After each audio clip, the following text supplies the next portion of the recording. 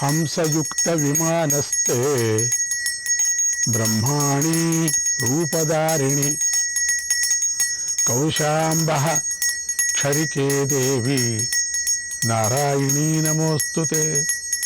శ్రీ మహాగణపతి నమః. శ్రీ కృష్ణాయ పరమాత్మనే నమః. శ్రీ వేదవ్యాసాయ నమః.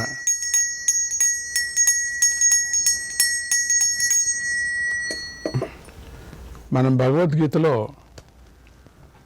14వ అధ్యాయంలో ఈ అధ్యాయంలో మనం 10వ శ్లోకం వరకు చెప్పుకున్నాం. ఇతరములైన 2 గుణాలను అణిచివేసి ప్రత్యేకమైన గుణము వృద్ధి చెందే విషయాన్ని భగవంతుడు చెప్పాడు. ఇప్పుడు ప్రతి గుణం యొక్క వృద్ధి లక్షణాలను తెలుసుకోవాలనే కుతూహలం సహజంగానే కలుగుతుంది. కనుక ఎప్పుడు ఏ గుణము పుట్టి పెరుగుతుందో అప్పుడు దానికి ఏది గుర్తుగా ఉంటుందో ఆ విషయాన్ని చెప్పబోతున్నాడు. సర్వద్వారేషు దేహేస్మిన్ ప్రకాశ ఉపజాయతే జ్ఞానం యదా తదా విద్యాత్ వివృద్ధం సత్వమిత్యుత. ఎప్పుడైతే ఈ దేహంలోని సర్వద్వారాలలోనూ జ్ఞానమనే ప్రకాశం కలుగుతుందో అప్పుడు సత్వగుణం పెరిగింది అని తెలుసుకోవాలి. సర్వద్వారాల్లోనూ ఆత్మకు శ్రోత్రము మొదలైన ఇంద్రియాలన్నీ తెలివి కలగటానికి ఇవన్నీ కూడా ద్వారాలై ఉన్నాయి. ఆ అన్ని ద్వారాల్లోనూ బుద్ధి అనే అంతఃకరణం యొక్క వృత్తి అనే ప్రకాశము ఈ దేహంలో ఏదైతే కలుగుతుందో ఆ వెలుగే జ్ఞానం. ఎప్పుడైతే జ్ఞానం అనే పేరుగల వెలుగు ఈ విధంగా కలుగుతుందో అప్పుడు జ్ఞానం యొక్క వెలుగు అనే గుర్తును బట్టి సత్వం పెరిగిందని కూడా తెలుసుకోవాలి. ఇక్కడ భగవంతుడు దేహే అంటే సరిపోయేది కానీ అస్మిన్ దేహే అని ప్రయోగించాడు. దానిని బట్టి మనుష్య శరీరం యొక్క గొప్పదనాన్ని కూడా చెబుతున్నాడు అని తెలుసుకోవచ్చు. దేవతా శరీరము పూర్తిగా సత్వగుణ ప్రధానమే అయినప్పటికీ అది సుసూక్ష్మ అవటంతో కంటికి కనిపించేది కాదు. పైగా అక్కడ సత్వం పెరగటము అనే మాట ఉండదు. ఇక మనకు మిగిలింది ఈ భూలోకంలోని మనుష్యాది శరీరాలే కానీ మనుష్య శరీరంలో తప్ప ఇతర శరీరాల్లో ఈ సత్వగుణ వృద్ధిని మనం చూడం. అందువల్ల మనుష్య శరీరం మాత్రమే సత్వగుణం యొక్క సహాయాన్ని పొంది మోక్ష లాభాన్ని పొందగలదు ఖండితంగా. శరీరం అంటే శరీరం కాదు, ఆ శరీరాన్ని ఉపాధిగా చేసుకొని ఉన్న జీవుడు అని అర్థం. తక్కిన ప్రాణుల శరీరాల్లో సత్వగుణ వృద్ధికి కావలసిన అధికారం ఉండదు.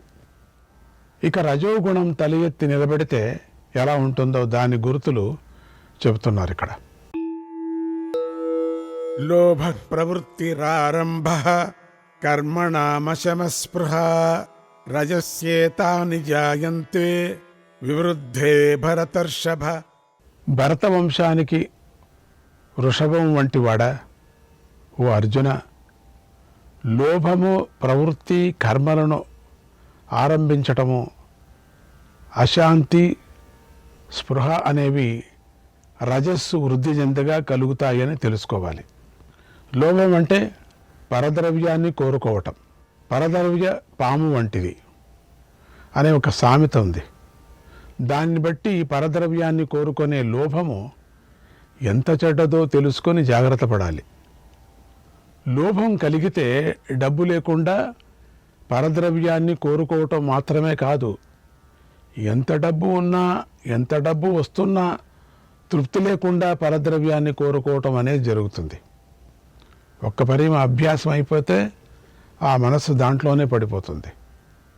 లోభం అంటే శాస్త్రము దేనిని విడిచిపెట్టాలని చెప్పిందో దానిని విడిచిపెట్టకుండా పట్టుకోవటం అని హనుమద్భాష్యం చెబుతోంది. అలాగే లోభము శాస్త్రము నిషేధించిన వాటిని తీసుకునేలాగా చేస్తుంది అని కూడా అక్కడే చెప్పారు. ప్రవృత్తి అంటే ప్రవర్తన, సామాన్యమైన చేష్ట అని అర్థం. ఆరంభం అంటే కర్మలను చేయటం అని అర్థం. ఈ కర్మ చేస్తూ మరొక కర్మను గురించి మనిషి ఆలోచిస్తాడు. ఇది చేసి అది చేస్తానని, అది చేసి ఇంకోటి చేస్తానని, ఇలా కర్మ పరంపరలో మునిగిపోయి ఉంటాడు. శమం అంటే శాంతి, అశమం అంటే అశాంతి, హర్షము, రాగము మొదలైన వాటి ఈ కారణంగా చేసే చేష్టలు అశాంతిని కలిగిస్తాయి. అందుకే అది రజోగుణం వల్ల పుడుతుంది అని చెబుతున్నారు. ఇక స్పృహ అంటే సర్వసామాన్య వస్తువులన్నీ కావాలనే తృష్ణ. ఇవన్నీ కూడా రజస్సు వృద్ధి చెందినప్పుడు కలుగుతాయని తెలుసుకోవాలి. ఈ చిహ్నాలు ఉంటే రజోగుణం బలపడింది అని గుర్తు. ఈ విధంగా రజోగుణం యొక్క లక్షణాలను చెప్పి ఇక ఇప్పుడు తమోగుణ వృద్ధి యొక్క లక్షణాలను చెబుతున్నారు. అప్రకాశో ప్రవృత్తిశ్చ ప్రమాదో మోహ ఏవ చ తమస్యేతాని జాయంతే వివృద్ధే కురునందన. ఓ కురునందన, అప్రకాశము, అప్రవృత్తి, ప్రమాదము, మోహము అనేవి తమస్సు వృద్ధి చెందగా కలుగుతాయని తెలుసుకోవాలి. 11వ శ్లోకంలో ప్రకాశమే జ్ఞానం అని చెప్పారు. అక్కడ ప్రకాశం అన్నారు, ఇక్కడ అప్రకాశం అంటున్నారు. అప్రకాశం అంటే అవివేకము, అంటే వివేకము లేకపోవటం. తమోగుణం ఎంత చెడ్డదంటే జ్ఞానాన్ని బోధించే గురువు మొదలైన పెద్దలు అందుబాటులో ఉన్నప్పటికీ కూడా అది సత్వకార్యమైన ప్రకాశాన్ని ఉదయించకుండా చేస్తుంది అని నీలకంఠ భాష్యమైన భారత భావదీపంలో చెప్పారు. ఈ అవివేకం ఫలంగానే అప్రవృత్తి కలుగుతుంది. అప్రవృత్తి అంటే ఏ పని కూడా కొంచెం కూడా చేయాలా అనిపించకపోవటం. ఈ స్థితి జ్ఞానంతో కలిగితే పర్వాలేదు, కానీ తమోగుణం వల్ల కలిగిన అవివేకం నుండి పుట్టింది కనుక ఇది ప్రమాదం. జ్ఞానం వల్ల కలిగేది వేరే, మనం ఇందాక చెప్పుకున్నాం, అది అయింది. ఈ అప్రవృత్తి అనేది ప్రవృత్తికి నిమిత్తమైన రజహ, కార్యప్రవృత్తిని పుట్టకుండా చేస్తుంది. ప్రమాదము అప్రవృత్తికి కార్యమై ఉంటుంది. మోహం అంటే కూడా అవివేకమనే అర్థం. మోహం అంటే అప్రవృత్తికి ప్రమాదం, మోహాలంటే మూఢత్వము ఫలితాలే ఉన్నాయి. అవివేకము, అప్రవృత్తి, ప్రమాద, మోహాలు తమోగుణం వృద్ధి చెందితే కలుగుతాయి. తమోగుణం వల్ల తీవ్రమైన మరుపు కలుగుతుంది. ఇది ఒక పెద్ద రోగం. అందువల్ల తమోగుణం కలగ్గానే జాగ్రత్త పడి దాన్ని తగ్గించుకోవాలి. ఈ రజసత్వ గుణాలు క్రమంగా మనం అభివృద్ధి చేసుకోవాలి అని చెప్పి ఇక ఇప్పుడు మరణం తర్వాత కలిగే ఫలాలు కూడా గుణకార్యాలే అయి ఉన్నాయి అని చెప్పబోతున్నారు. చనిపోయిన తర్వాత మరణం ద్వారా లోకాంతరంలో కానీ జన్మాంతరంలో కానీ ఏ ఫలము దొరుకుతుందో సంగము, రాగము అనే వాటి వల్ల కలిగే ఆ ఫలమంతా గుణముల యొక్క కార్యమే అయి ఉంది అనే విషయాన్ని భగవంతుడు ఇప్పుడు చెప్పబోతున్నాడు. ఇక్కడ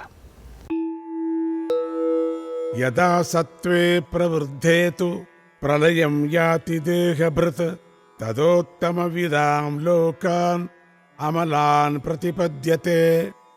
కానీ ఎప్పుడైతే సత్వగుణం వృద్ధి చెందినప్పుడు శరీరధారి అయిన మానవుడు ప్రళయాన్ని అంటే మృత్యువును పొందుతాడు. మృత్యువు అంటే ప్రళయం పొందుతాడు. అప్పుడు శ్రేష్ఠులైన ఉత్తమ జ్ఞానులకు లభించేటువంటి నిర్మలమైనటువంటి దోషాలు లేని లోకాలకు పొందుతాడు. ఆ లోకాలనంతా పొందుతాడు. ఇక్కడ ఉత్తమ జ్ఞానులు అంటే మహత్తు మొదలైన తత్వాలను తెలుసుకున్నవారు అని అర్థం. వారికి రజస్తమో దోషాలు లేని బ్రహ్మాది లోకాలు ప్రాప్తిస్తాయి. మీరు అక్కడికి వెళ్ళి మళ్ళీ వేదాంత శ్రవణ మననాదులు చేసి అక్కడి నుంచి విదేహముక్తిని పొందుతారు. పరమాత్మతత్వంలో లయం చెందుతారు. వాళ్ళంతా ఆ లోకాలకు వెళ్ళిన వాళ్ళంతా హాయిగా సుఖంగా ఉంటారు అనుకోవద్దండి. అక్కడ వేదాంత శ్రవణం, జ్ఞానాన్ని గురించి అక్కడ మళ్ళీ అక్కడ ప్రారంభం చేసుకోవాలి. పాఠాలన్నీ కూడా అక్కడ జరుగుతూనే ఉంటాయి. అంటే అదంతకదే చెప్తూ ఉంటుంది. అదే అక్కడ ఉండేటువంటి నువ్వు వెళ్ళినటువంటి లోకాల్లో ఈ ఉత్తమ లోకాలు అంటావే, ఆ ఉత్తమ లోక అవంతకవే చెప్తూ ఉంటాయి. టేప్ రికార్డ్ లాగా ఎవరు చెప్తున్నారో తెలీదు, అదంతకదే జరుగుతూ ఉంటుంది. ఎవరు కొత్త వాళ్ళు వెళితే ఆ రోజు నుంచి కొత్త పాఠం ఎవరికి వాళ్ళకే జరుగుతూ ఉంటాయి అక్కడ. అది ఆ లోకం యొక్క విశేషం. ఇది దీని విచారంగా ఎవరు చెప్పరు. రజసి ప్రళయం గత్వా కర్మ సంగిషు జాయతే తథా ప్రలీనస్తమసి మూఢయోనిషు జాయతే. రజోగుణంలో మరణం పొందినట్లయితే కర్మ సంగులలో పుడతాడు. అదే తమో గుణంలో మరణం పొందితే మూఢ యోనుల్లో పుడతాడని 2 గుణాలలో మరణాన్ని పొందగా కలిగేటువంటి ఫలాన్ని ఒకే శ్లోకంలో చెప్పారు. రజోగుణ వృద్ధి చెంది ఉన్నప్పుడు మరణించిన వాడు శ్రౌత స్మార్త కర్మ అనుష్ఠానాలను చేసుకునేటువంటి కర్మాశక్తి గల మనుష్యుల్లో పుడతాడు. అదేవిధంగా ఆ తమో గుణం వృద్ధి చెంది ఉండగా మరణించిన వాడు పశు జన్మలు కానీ చెట్లు మొదలైన స్థావర జన్మలు కానీ ఏ కర్మకు అధికారం లేని చండాలాది జన్మలను కానీ పొందుతాడు. గడచిన శ్లోకంలో చెప్పిన విషయాన్ని మళ్ళీ సంక్షేపంగా చెప్తున్నారు. కర్మణః సుకృతస్యాహుః సాత్వికం నిర్మలం ఫలం రజసస్తు ఫలం దుఃఖం అజ్ఞానం తమసః ఫలం. సుకృత కర్మకు సాత్వికమే నిర్మలమైన ఫలమై ఉంది. ఇక రజస్సుకు దుఃఖమే ఫలం, ఇక తమస్సుకు అజ్ఞానమే ఫలం. పుణ్యకర్మలు అంటే సాత్విక కర్మలు అని అర్థం. ఆ కర్మలకు నిర్మలమైన సాత్విక ఫలం కలుగుతుందని పెద్దలు అంటారు. నిర్మలం అంటే దుఃఖము అజ్ఞానం అనే మలము లేని ఫలము అని అర్థం. సాత్విక ఫలం అంటే జ్ఞానము వైరాగ్యము మొదలైనవి అని అర్థం. రాజసిక కర్మలకు ఫలం దుఃఖం. కారణానికి తగినట్టుగా ఫలం కూడా రాజసికమే అయి ఉంది కదా. తామసిక కర్మలంటే పాపకర్మలు.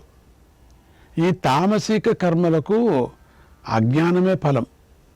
ఈ ఫలం కూడా తామసికమే అయి ఉంది. ఆ ఫలానికి అదే పేరు. సాత్వికము మొదలైన వాటి కర్మ లక్షణాన్ని 18వ అధ్యాయంలో నియతం సంగరహితం యత్తు కామేప్సునా అనుబంధం క్షయం హింసాం అనే 23, 24, 25 శ్లోకాల్లో ఇక్కడ చెప్పబోతున్నారు. గుణాలలో ఇంకా ఏవేవి అవుతుందో దాన్ని చెప్పబోతున్నారు ఇక్కడ. సత్వాత్ సంజాయతే జ్ఞానం రజసో లోభ ఏవ చ ప్రమాదమోహౌ తమసః భవతో జ్ఞానమేవ చ. సత్వగుణంతో జ్ఞానం కలుగుతుంది, రజస్సు వల్ల లోభమే పుడుతుంది, మరియు తమస్సు నుండి అవివేకము ప్రమాద మోహాలే కలుగుతాయి. పుట్టి పెరిగిన సత్వగుణం వల్ల జ్ఞానం కలుగుతుంది అంటే సత్వం ప్రధానమైనప్పుడు అని అర్థమవుతుంది. రజస్సు ప్రధానంగా ఉన్నప్పుడు లోభమే కలుగుతుంది. తమో గుణం వల్ల ప్రమాద మోహాలు అజ్ఞానం అనేవే కలుగుతాయి. ఈ విధాలైన ఫల వైచిత్ర్యంలో పూర్వం చెప్పిన హేతువే కారణమని మనం తెలుసుకోవాలి. ఈ శ్లోకంలో సత్వగుణం నుంచి జ్ఞానం పుడుతుంది అని మాత్రమే చెప్పారు. కానీ రజోగుణం నుంచి లోభమే పుడుతుందని ఏవకారాన్ని ప్రయోగించారు. ఇక్కడ లోభం అంటే పూర్వం చెప్పిన ప్రవృత్తి అని. కర్మల ఆరంభము, అశాంతి, స్పృహ అనే వాటిని కూడా చెప్పినట్టుగానే పరిగణించాలి. రజోగుణం వల్ల ఇవి లేదా ఇటువంటివి మాత్రమే పుడతాయి, కానీ వేరే మంచివి పుట్టమన్నా పుట్టవని చెప్పేందుకే వకారా అని ప్రయోగించారు. దీన్ని బట్టి రజోగుణం వల్ల ఎప్పుడూ జ్ఞానం పుట్టదు అని తెలుసుకోవాలి. అంటే మాటి మాటికి శ్లోకాన్ని చదువుకుంటూ అర్థం తెలుసుకుంటూ, శ్లోకాన్ని చదువుకుంటూ అర్థం తెలుసుకుంటూ ఉండాలి. ఇక తమో గుణం కథ మరీ అన్యాయంగా ఉంది. దాని నుంచి ప్రమాదమోహాలు, అప్రకాశం అని పిలువబడేటువంటి అజ్ఞానము, ప్రయత్న శూన్యత అనేవి మాత్రమే కలుగుతాయి, కానీ మరేవీ కలగవు. కనీసం రజోగుణంతో కలిగేవి కూడా తమో గుణంతో కలగవు అని తెలుసుకోవాలి. ఇంకా ఘోరంగా ఉంటుంది తమో గుణం. గమ్యానికేసి సరిగ్గా పరిగెత్తటం సత్వం అని అనుకుంటే, గమ్యానికి పరిగెత్తుతున్నాను అనుకుంటూ వేరే ఎక్కడికో పరుగు తీయటం రజోగుణం. అసలు పరిగే లేకుండా పరిగెత్తుతున్నాను అనుకుంటూ పడుకొని ఉండిపోవటం తమో గుణం. ఈ గుణాలు చూసారా మీకు ఎంత వేరు వేరే విధంగా స్వామి భగవానుడు బోధించుకొని వస్తున్నాడు. ఇక్కడ విడదీసుకొని అర్థాన్ని చెప్పటం జరుగుతున్నది ఇక్కడ మీకోసరం. సత్వరజోస్తమో గుణాలు యొక్క కేవలం ఊరికే రెండు మాటల్లో చెప్పేసేయచ్చు. ఎట్ల రెండు కలిపినప్పుడు ఉంటాయి, రెట్ల మూడు కలిపినప్పుడు ఉంటాయి, లేక ప్రత్యేకంగా ఉండినప్పుడు ఎట్లా ఉంటాయి, ఏ వ్యక్తికి ఉంటుంది, ఎక్కడెక్కడ కలుగుతుంది, చాలా సులభంగా చెప్పుకున్నారు. దీన్ని కష్టమంటే ఇక ప్రయోజనం లేదు అని అర్థం. సత్వగుణం వల్ల సుఖం కలుగుతుంది, రజోగుణం వల్ల కొద్దిగా సుఖం, ఎక్కువ దుఃఖము కలుగుతాయి. కొద్దిగా సుఖము తర్వాత దుఃఖం కలుగుతుంది. ఇక తమో గుణంతో పూర్తిగా దుఃఖమే కలుగుతుంది.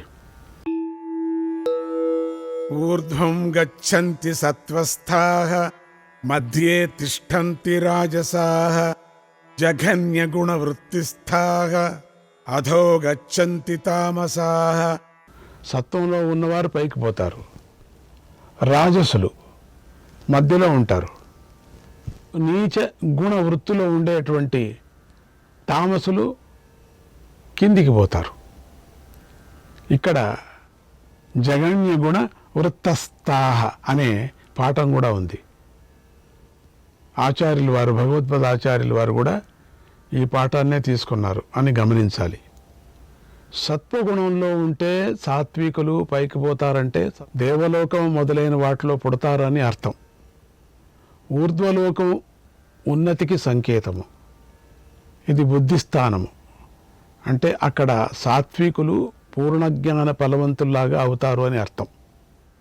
ఇక రాజసులు మధ్యలో ఉంటారంటే భూలోకంలో పుడతారు అని అర్థం. ఇది మధ్యస్థితి. ఇక్కడ కర్మ జ్ఞానేంద్రియాలే ఎక్కువగా పనిచేస్తాయి. ఇక నింద్యములైన నిద్ర, ఆలస్యము, ప్రమాదము మొదలైన గుణ ప్రవృత్తుల్లో ఉండేటువంటి మూడులైన తామసులు పశువు మొదలైన జంతువుల్లో కానీ చెట్లు మొదలైన స్థావరాల్లో కానీ పుడతాడు. అధోలోకము పాతాళానికి, నరకలోకానికి, నీచ స్థితికి సంకేతంగా చెప్పబడింది.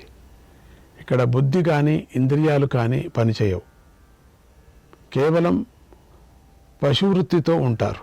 వెనుకటి అధ్యాయంలో ప్రకృతిలో ఉన్న పురుషుడికి మిథ్యాజ్ఞానం చేత ప్రకృతి గుణాలలో కలిగే సంగమే సంసారానికి కారణమని చెప్పబడింది. సంసారం అంటే సతసద్యోనులలో పుట్టటం. ఈ సంసారం సుఖదుఖ మోహాత్మకమైన ఉంది. ఇది అంతా కూడా ఇప్పుడు సుఖదుఖ మోహాత్మకమై ఉంది. నేను సుఖిని, నేను దుఃఖిని, నేను మూఢుణ్ణి అని ఈ విధంగా భ్రమ చెందటమే సంగం. ఈ విషయం మనం పూర్వాధ్యాయంలో చెప్పబడింది కదా. ఈ అధ్యాయంలో సత్వము, రజస్సు, తమస్సు అనే గుణాల ప్రకృతి వల్ల కలుగుతున్నాయని ప్రారంభించి గుణాల స్వరూపము, వాటి వ్యాపారము, ప్రభావము, ఆ వ్యాపారాలతో అవి జీవుణ్ణి బంధించే విధానము, గుణ వ్యాపారాలతో బంధింపబడిన వాడి గతి ఎలా ఉంటుందని ఈ విధంగా మిథ్యాజ్ఞాన మూలకమైన బంధ కారణాన్నంతా చెప్పి ఇక ఇప్పుడు సమ్యక్ దర్శనం వల్ల మోక్షం కలుగుతుంది అనే విషయాన్ని చెప్పదలుచుకున్న భగవంతుడు ఇలా అంటున్నాడు. శ్రీకృష్ణాయ పరమాత్మనే నమః.